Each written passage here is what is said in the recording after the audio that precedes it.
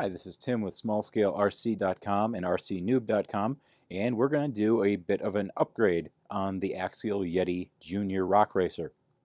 In my previous video, I'd gone through kind of a mid-review update on it and where I thought the vehicle was in terms of my own personal liking. And one of the items that I felt could be a little stronger was the steering servo.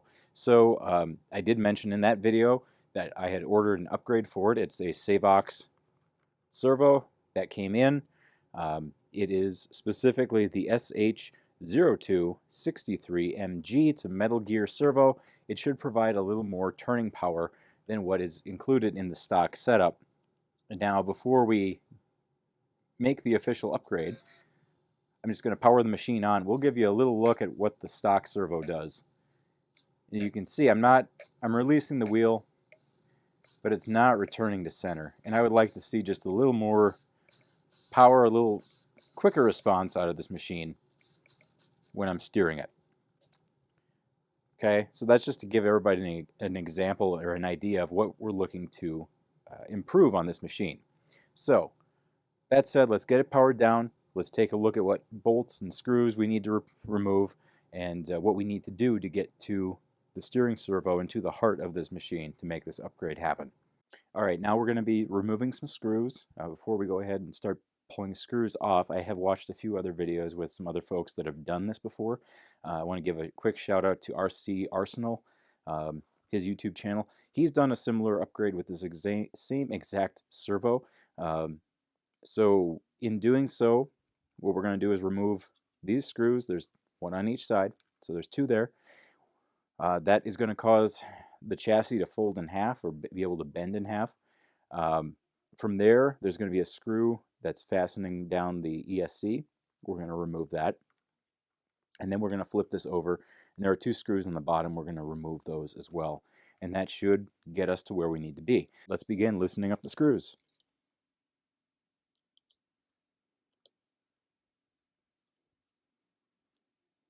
And again, there are going to be a small handful of these items that you're going to need to remove.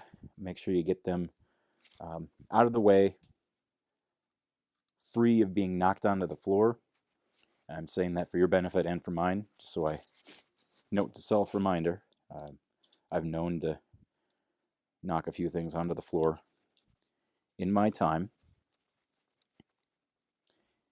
And we'll get the rest of these screws taken care of, and we will get things a little closer to upgrade time. We've got all the hardware removed, the two screws from the outside.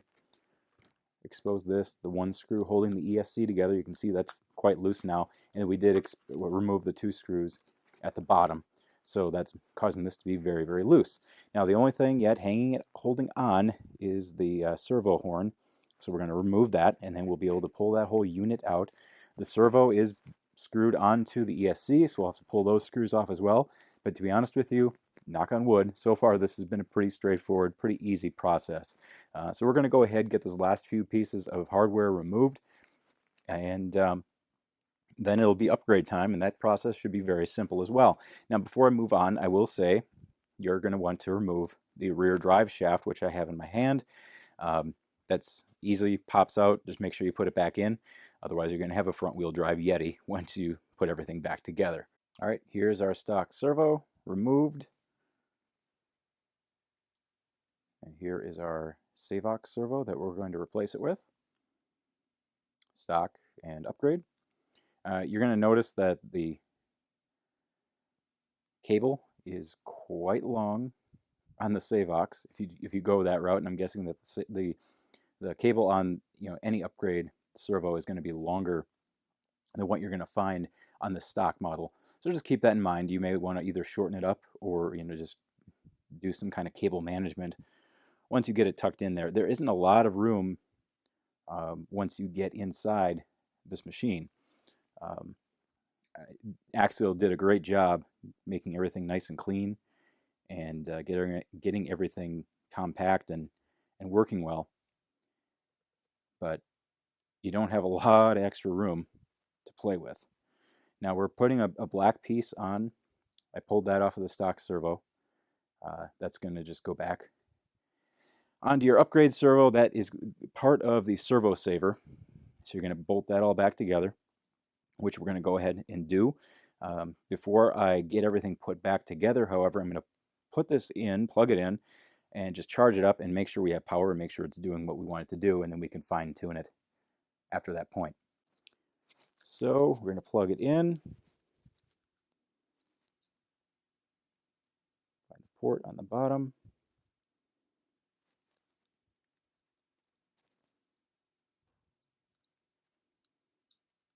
We did have it in. All right. There. So that's in.